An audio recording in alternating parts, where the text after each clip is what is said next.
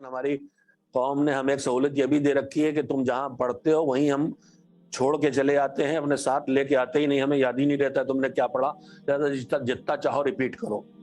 और एक छूट और दे रखी है कि तुम चाहे कितनी जहालत की बातें करो, चाहे तुम्हें खुद में 1000 गलतियां हो, लेकिन तुम दुआ तावीज़ का धंधा करो तो हम तुम्हारे दुआ तावीज़ के धंधे पे लगे हैं। तुम अमाल बताओ, हम तुम्हारे अमाल सीखेंगे। तुम छक्के लगाओ मिंबर पे बैठ के, छतें उड़ाओ और अकायद बर्बाद करो, हम बिल्कुल तुम्हारे साथ हैं, इसलिए कि हमें इसमें मजा आ रहा है। ये हालत हो गई है। तो इस मिंबर पे आके जाहिल डरता ही नहीं है कि कितनी जहालत की बात कर रहा है, उसे डर ही नहीं, इसलिए वो आप सबको मादल्ला बिल्कुल जाहिल समझ रहा है, हालांकि आप जाहिल नहीं है। वजह यह है कि चंद जाहिल आगे खड़े हैं और सारे पढ़े लिखे दीनदार शरीफ लोग अपनी इज्जत बचाए पीछे बैठे हैं। मगर मैं उन इज्जत बचाने वाले जो पीछे बैठ गए उनसे कहना चाहता हूं कि आप करबला करबला करते हैं तो करबला में अगर इज्जत बचा के हुसैन बैठ गए होते, जान बचा के हुसैन बैठ गए होते, कुनबा बचा के हुसैन बैठ गए होते, अपने आजाद को बचा के हुसैन बैठ गए होते, तो आज करबला होती, ना आप होते, ना हम होते, ना दीन होता, ना इस्लाम होता, ना कुरान होता। लिहाजा यहाँ चुप रहना जायज बिल्कुल नहीं है। और मैं बार बार कह रहा हूं कि हमने अल्फाज को पकड़ लिया है। लफ्ज आलिम आता है तो अम्मामा, थोड़ा नीचे उतरे तो शेरवानी तक आ गए, वरना अम्मामा पहन के कोई बेईमान भी आ जाए तो वो भी आलिम हो जाता हमारे यहाँ।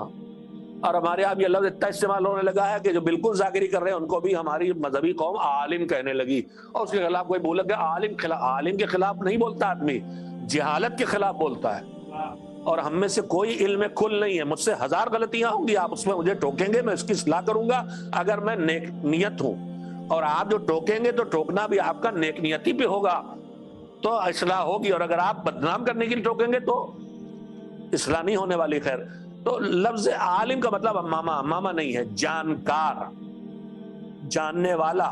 सुनिए, हुजूर सरवर कायनात हजरत मोहम्मद मुस्तफा सल्लल्लाहु अलैहि वसल्लम ने फरमाया है कि जब दीन में बिदअतें होने लगे, यानी दीन में वो चीजें शामिल की जाएं जो दीन न हो और उन्हें दीन बना के पेश किया जाए, जिस वक्त हमारे यहाँ बेहिसाब हो रहा है, चालीसवों में, इसाले सवाब में, शादियों में, रोजमर्रा की जिंदगी में, अज़ादारी में, महफिल और मजालिस में, न जाने कितनी चीजें, नमाज में, नमाज के बाद की दुआओं में, न जाने कितनी चीजें रोज नई आती चली जा रही हैं जो दीन नहीं है, और हमारा जवान उनको दीन समझ के कबूल करके अपनाए चला जा रहा है।